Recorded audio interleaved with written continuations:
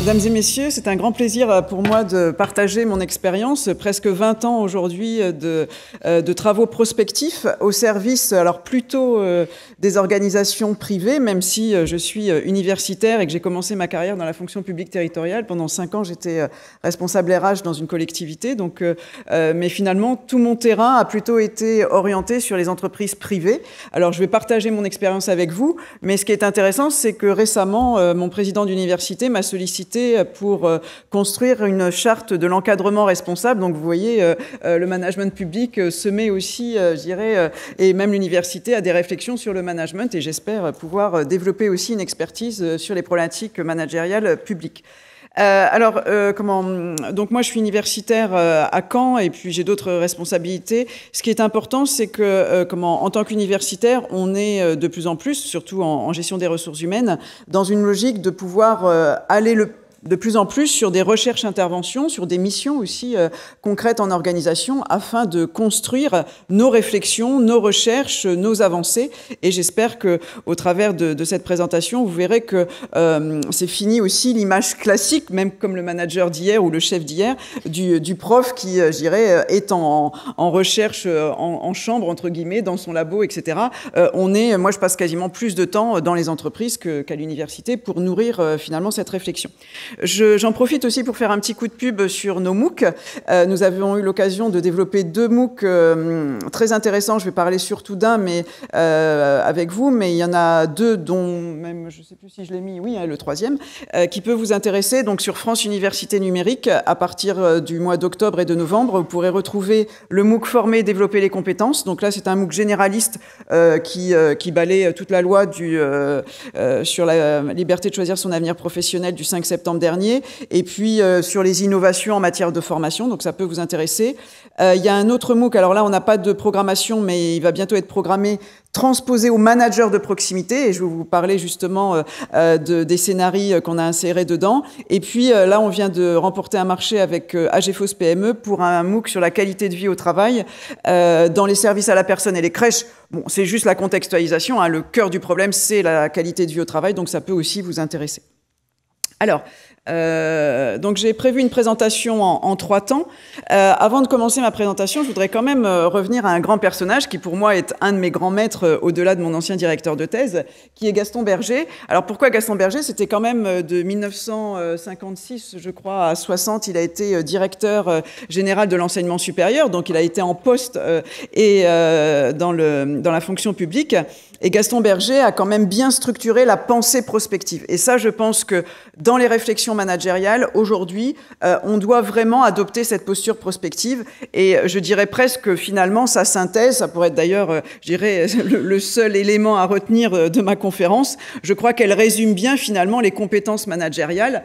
Gaston Berger disait il faut voir loin, donc on est bien sur cette dimension prospective, essayer d'éclairer le futur et de détecter tous les signaux faibles, de regarder certes les tendances lourdes, mais aussi les signaux faibles et les grandes ruptures, voir large. Donc là, je crois qu'aujourd'hui, en effet, on ne peut plus rester dans son spectre technique, hein, dans sa technicité métier, mais voir beaucoup plus large. Analyser en profondeur, ça c'est important, hein, je pense qu'il faut savoir perdre du temps pour en gagner, hein, je pense que c'est un des principes du management, savoir s'investir dans des réflexions pour ensuite gagner du temps opérationnel. Prendre des risques, là aussi j'en reparlerai, ça c'est important. Analyser en profondeur, prendre des risques, et puis surtout penser à l'homme. Là aussi, je pense que c'est une évolution dans les pratiques managériales d'être de plus en plus dans cette vision un peu plus bienveillante, co-construite avec l'ensemble des acteurs. Donc voilà, donc c'était un petit clin d'œil à Gaston Berger qui est fort éclairant, en tout cas en dynamique prospective. Alors, premier temps, je vais essayer de dresser, au travers de quelques diapos, un peu le changement de monde, et au travers de ce changement de monde, mettre en perspective, justement, sur les implications que ça peut avoir par rapport aux managers. Alors, à la fin de ma thèse, en 99, j'avais, vous voyez, c'est pas récent, j'avais sorti un bouquin avec mon directeur de thèse, ça a été un bid commercial parce que tout le monde pensait que c'était un bouquin de marketing, qui s'appelait « Les nouveaux marchands ». Alors, j'espère le ressortir, le rééditer, parce que finalement, on était assez visionnaire à l'époque, où en fait, on avait fait une analogie avec le marchand vénitien qui allait de ville en ville vendre ses étoffes jusqu'à la période, quasiment les années 2000, où on avait analysé l'évolution des compétences. Et on se rend compte finalement que historiquement, eh bien, au Moyen-Âge, tout reposait sur les compétences individuelles. Et qu'avec la révolution industrielle, eh bien, finalement, on est passé à des compétences organisationnelles, des compétences collectives. Étant normande, je prends souvent l'exemple des sites de Moulinex. Quand les sites Moulinex ont fermé, on a analysé les compétences des ouvrières. Bah, personnellement, elles n'avaient pas beaucoup de compétences, si tant est qu'on ne regarde que les compétences en situation professionnelle. Et de plus en plus, on voit bien que globalement, depuis le choc pétrolier, globalement, et la décennie 90, on revient à cette dimension compétence, qu'on avait totalement abandonnée pendant l'histoire organisationnelle classique, sauf que cette histoire organisationnelle classique, ce qu'on appelle aussi d'une autre façon le management classique, bah, on l'a quand même dans nos inconscients collectifs. C'est-à-dire que même si aujourd'hui on dit c'est fini, etc., mais derrière, c'est quand même des repères qui sont toujours là, avec nos auteurs de référence, Taylor, Fayol, Ford, etc., où finalement on est sur le chef, on est sur le travail prescrit, on est sur l'autorité, on est sur finalement la compétence du chef, c'est de donner des ordres. Donc tout cet inconscient, on l'a quand même. Et c'est certainement là la rupture, c'est qu'aujourd'hui, eh bien, on est en tension par rapport à ce modèle historique pour justement revenir à peut-être ce modèle plus souple de l'artisanat, de l'agriculture au Moyen-Âge, qui aujourd'hui prend des formes nouvelles dans les nouveaux types de management, où finalement on revient à plus de facilité à co-construire, à développer des compétences ou à valoriser des compétences personnelles, et pas forcément à penser un système et à l'imposer à tous. Donc là, on voit bien que cette lecture historique est intéressante, puisque finalement, eh bien, c'est un balancier dans l'histoire. Alors, côté management public, je ne suis pas une spécialiste de management public, mais vous le savez mieux que moi, on a ce grand courant qui s'appelle le New Management Public. Alors moi, j'ai ma vision personnelle, alors voilà, elle n'engage que moi. Je considère que les pratiques du New Management Public, jusqu'à présent, à peu de choses près, finalement, étaient essentiellement centrées sur une mauvaise lecture des pratiques du management dit privé, c'est-à-dire la première grande phase, bon, certaines grandes entreprises y sont encore, c'est-à-dire une performance, une logique de performance au sens uniquement performance économique. Tableau de bord, reporting, ratio, rationalisation, etc. Ce qui est certainement très bien dans le contexte actuel, mais qui est insuffisant, parce qu'aujourd'hui, on voit bien que dans les grands groupes ou dans les entreprises les plus performantes, la performance, elle est globale, elle est économique, sociale, environnementale. Et donc, on voit bien que, finalement, les pratiques et les écrits de quelques chercheurs aujourd'hui sur le New Management Public montrent bien que les premières phases du New Management Public ont mis le curseur sur l'économique exclusivement, alors que, finalement, c'est certainement pas uniquement, il faut bien forcément le faire, mais pas uniquement là que ça se passe. Donc, pour éclairer ça, un petit regard sur le changement de monde. Alors, c'est vrai que tout le monde en parle. Nous, en tant qu'universitaires, on parle de changement de paradigme. Je crois qu'en effet, on est dans un monde à la fois très stressant, mais aussi potentiellement très passionnant, où finalement, on voit que tous les repères d'hier sont relativement questionnés. On est dans une société de plus en plus de l'événementiel. Il faut faire du buzz, il faut être la star du journal de 20 heures quand on a à peu près nos âges ou des réseaux sociaux quand on est un peu plus jeune. On voit bien que les business models sont tous questionnés. On parle d'économie circulaire, on voit bien la transformation, par exemple, de grands groupes comme La Poste ou autres. On est sur une attente aussi en matière de développement durable, de responsabilité sociale et organisationnelle. On est sur de plus en plus l'impact du numérique. Même parfois, certains journalistes considèrent que c'est la seule grande transformation. Non, c'est une des transformations, mais ce n'est pas la seule. L'impact du numérique sur la transformation du monde, des métiers et des compétences. On est aussi sur un environnement où chacun cherche de plus en plus à s'éclater, à prendre du plaisir à faire ce qu'il fait. Donc un monde hédoniste, en regard ou en écho à ce monde de plus en plus incertain et complexe. On est aussi dans un monde de plus en plus stressant d'un point de vue sécuritaire, et on voit bien que de plus en plus de grands chantiers se mettent en place, aussi bien en cybersécurité, mais aussi en criminologie au sens large du terme. On est, dans notre contexte franco-français aussi, de plus en plus dans de la judiciarisation, mais aussi de la normalisation. Je vous invite quand même, en matière RH et managériale, à ne pas oublier toute la normalisation des normes, des nouvelles normes RH, en particulier sur la GPEC, entre autres. Et puis, on est aussi dans un environnement où, aujourd'hui, on voit bien que la relation aux autres et la relation au temps est fortement perturbée. Alors, finalement, en termes de références académiques, on s'appuie souvent, nous, en management, sur un auteur qui a beaucoup plus été utilisé en marketing qu'en management, Michel Maffezoli. Je vous invite à lire cet été sur la plage L'Ordre des choses, où il expose justement ce qu'est ce monde qui serait un monde nouveau, un monde dit postmoderne. Et au travers de ces quelques idées, je ne vais pas les détailler, mais on voit bien que c'est un centrage sur la personne et non plus sur l'individu interchangeable. On voit bien qu'on va valoriser le corps, l'esthétique au sens physique du terme. On passe d'une logique, alors là c'est très important pour nous, du travail à la création. Maffezoli a une très jolie phrase, il dit « il faut faire de sa vie une œuvre d'art ». Donc là, ça pourrait être aussi je dirais une phrase à méditer en termes de management. On passe de l'utilitarisme, je fais ça parce qu'il y a un objectif, au sens chiffré du terme, et là je reviens à la première phase pour moi du New Management public, à l'idée de l'esthétisation au sens de l'esthétisation du monde. Je fais ça pour partager des émotions. Et puis la logique du futur au présent, c'est-à-dire qu'on n'attend plus le grand soir, la grande révolution ou la promotion de carrière dans 10 ans. C'est ici et maintenant, ce qui signifie quand même qu'il faut essayer de regarder le futur, mais c'est pour en sortir des conclusions à court terme. Donc ça signifie qu'en termes de management, on va venir questionner finalement 4 grandes variables pour être dans cette logique d'innovation dont Thierry Le Goff et le ministre aussi ont parlé. C'est le rapport à l'autre. Donc je crois que là, dans les pratiques managériales, il va falloir beaucoup plus aller sur la personne, dans sa globalité, dans sa diversité. Et je crois que les politiques d'inclusion, entre autres, en sont un bon exemple. Il faut aller aussi sur une évolution du rapport au travail. Et je crois que quand on interroge les collaborateurs, et là je crois que c'est tout secteur confondu, eh bien souvent ils ne voient pas suffisamment les objectifs, la vision, la mission, le sens de ce que l'organisation privée ou publique peut avoir envie de faire. Travailler aussi sur la temporalité, ça je pense que c'est très important. Quand vous regardez les suicides à France Télécom, la principale cause, c'est une question de rapport au temps. C'est-à-dire le temps de la direction n'était pas le temps des opérateurs qui, du jour au lendemain, sont passés du câblage électrique à un centre d'appel. C'est-à-dire que la transformation, elle est possible. Les gens, moi j'ai rarement vu des gens résistants au changement dans l'absolu, mais il faut les accompagner. Et donc là, on voit bien que la temporalité des acteurs est à questionner, est à travailler. Et puis le rapport aux environnements de travail, c'est-à-dire, on a parlé du télétravail, mais c'est aussi l'esthétique des environnements dans lesquels on travaille, et puis aussi c'est tout ce qui va être mobilité, territoire, etc. Donc voilà, des éléments sur lesquels il faut réfléchir dans les pratiques managériales.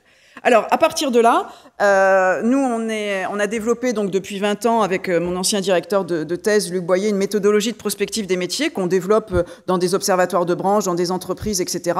Et on a eu l'occasion de faire une étude, alors avec malheureusement pour vous aujourd'hui, mais on pourra en discuter, uniquement des entreprises privées, où on a eu l'occasion d'interroger environ 70 managers, plutôt des managers intermédiaires, donc vraiment à proximité de leurs équipes. On n'était pas sur du cadre de direction. Et au travers de cette méthodologie prospective, donc avec une étape très structurée des entretiens individuels, de la recherche documentaire, la construction d'idées clés, la validation de ces idées clés par un questionnaire auprès de ces mêmes personnes, la construction ensuite des scénarios avec eux et une consolidation globale, donc une méthode qui est très complète en termes académiques, on a sorti un certain nombre de scénarios. Ces scénarios, on les a actualisés l'année dernière pour justement les intégrer dans notre MOOC Former et développer les compétences pour les managers de proximité. Et on en a d'ailleurs fait un questionnaire qu'on a testé. Et là, on est en train d'analyser, on a 1000 retours pour voir finalement quels étaient les résultats les plus dominants. Alors, à l'époque, quand on avait sorti le premier G, ça y a à peu près 4 ans, le premier, ce qui sortait, c'est malheureusement le manager pompier sauf qui peut. Alors, manager pompier sauf qui peut, c'est celui qui, voilà, il est un peu sur tous les fronts, et puis il ne sait pas trop où il en est. C'était celui qui sortait en priorité, apparemment, heureusement peut-être, dans la dernière enquête suite au MOOC, là, c'est pas forcément le manager dominant. Ensuite, on a un manager en mode projet, Alors ça, c'est très intéressant, je dirais, aujourd'hui, c'est très dans l'air du temps, sauf que derrière, ça nécessite quand même quelques compétences autres que les compétences classiques. Il y a le manager relais d'information. Alors lui, c'est la ligne hiérarchique traditionnelle, hein, il descend l'information, il n'y a pas trop de, je dirais, de valeur ajoutée particulière, si ce n'est que de transmettre les informations de la direction générale. Le manager régulateur digital, alors ça, je crois que c'est très bien, parce que là aussi, je pense qu'il faut se dire les choses concrètement. C'est pas parce qu'on a un téléphone portable et un ordinateur qu'on n'est pas en fracture numérique. Et là, je pense que là aussi, en termes de manager et de compétences managériales, l'accompagnement au développement des compétences numériques est quelque chose de très important. Et on le voit même sur nos étudiants, hein, même sur les jeunes générations, quand il s'agit de vraiment rentrer dans un peu plus de technique, on n'a plus grand monde. Le manager humanisateur, alors là, c'est un très joli mot pour dire, voilà, très humain, très proche de ses équipes, qui s'occupe d'eux, qui s'occupe de leur trajectoire professionnelle, qui fait des bons entretiens pro, etc. On avait le manager intendant, alors lui, c'est plutôt celui qui s'occupe uniquement de la logistique. Le manager innovateur, alors on pourrait le rapprocher peut-être du mode projet, mais qui met vraiment l'accent sur l'innovation. Le manager caméléon, donc c'est celui qui est à peu près capable de passer, je dirais, de l'un à l'autre. Et puis le manager panoramique, celui qui est un peu alors les mots ont été choisis par le groupe d'experts interrogés, hein. Donc l'analogie à Panoramix, donc celui qui sait tout, etc. Et donc ce qu'on constate aujourd'hui, c'est qu'au travers de ces différents scénarios, eh bien, on voit bien que c'est plutôt le 1, le 6 et le 2 qu'on rencontre assez souvent. Alors attention, hein, dans une étude prospective, c'est ouvrir le champ des possibles, hein. Donc ça veut dire qu'après, hein, dans la vraie vie, on va pouvoir croiser et peut-être vous identifier entre 2 ou 3 types, hein. Mais on voit bien que globalement, c'est plutôt le 1, le 6 et le 2. Et la question, c'est est-ce que c'est ça qui est attendu pour demain dans nos organisations, quelles qu'elles soient? C'est-à-dire, est-ce qu'on cherche à avoir des managers plutôt pompiers sauf qui peut, des managers qui seraient plutôt intendants ou au mieux en mode projet? Je ne suis pas sûre que ce soit forcément les profils les plus attendus. Alors, comme on va essayer de raccourcir, de toute façon, c'est sur le... Voilà. Comme je l'ai expliqué rapidement, on va gagner un petit peu de temps. Oula, je vais trop vite.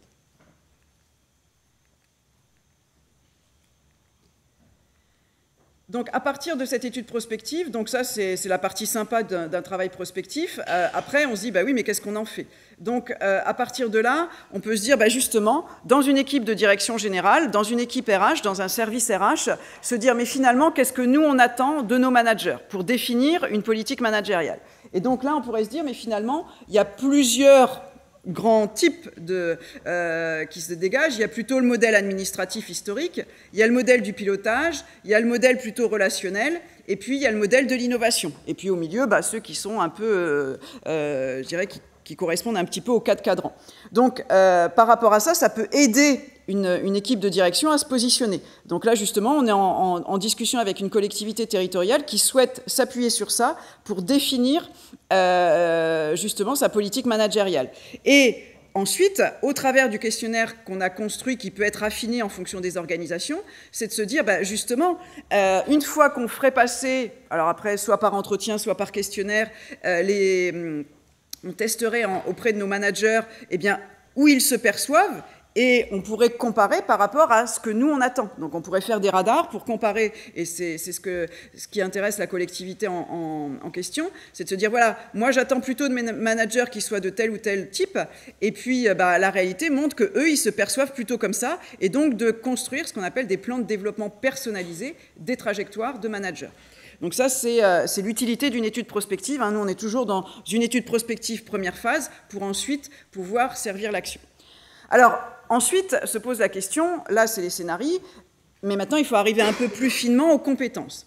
Alors, par rapport aux compétences, moi, j'ai fait ma thèse sur les effets sociaux des pratiques de GPEC, donc ça a été toujours un peu mon cœur de métier. On parle beaucoup de référentiels. Sauf qu'aujourd'hui, des référentiels, vous en avez quelques-uns sur Internet, mais on se rend compte que soit ils sont statiques, donc c'est plutôt fait à date, donc s'ils ont quelques années, est-ce qu'ils sont encore valables? Et puis de l'autre côté, est-ce qu'on définit réellement les compétences? Parfois, vous avez 1 ou 2 lignes pour définir les compétences. Et puis, est-ce qu'ils sont vraiment utilisés, etc., partagés? Alors, donc là, on se rend compte qu'un référentiel, c'est indispensable, sauf que je pense qu'il faut penser de nouveau de nouveaux modèles, entre guillemets, de référentiel.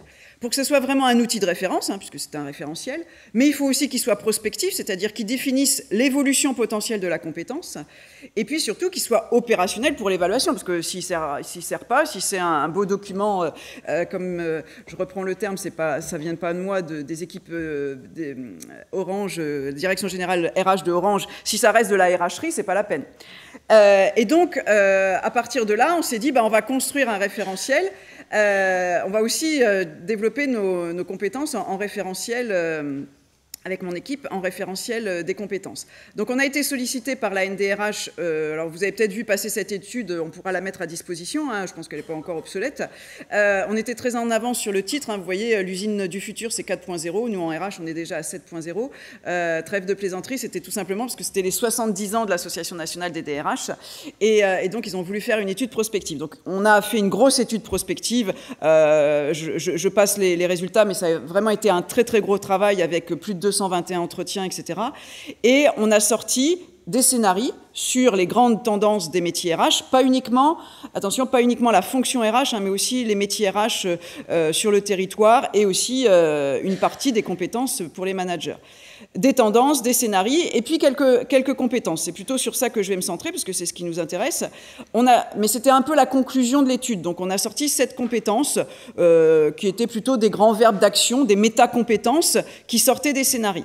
Et à partir de là, on a été sollicité donc, par un collègue, Thierry Garot, malheureusement disparu depuis, de ONEGE, qui est l'Université numérique éco-gestion, qui, avec la FNEJ, la Fondation nationale pour l'enseignement et la recherche en gestion, nous ont dit ce serait très bien quand même, parce que finalement, quand on regarde votre étude RH, vous sortez déjà des grands blocs de compétences, mais nous, on aimerait aller plus loin sur les compétences en gestion. Alors, gestion au sens académique du terme, c'est-à-dire les sciences de gestion, c'est-à-dire, pour faire simple, management et affaires.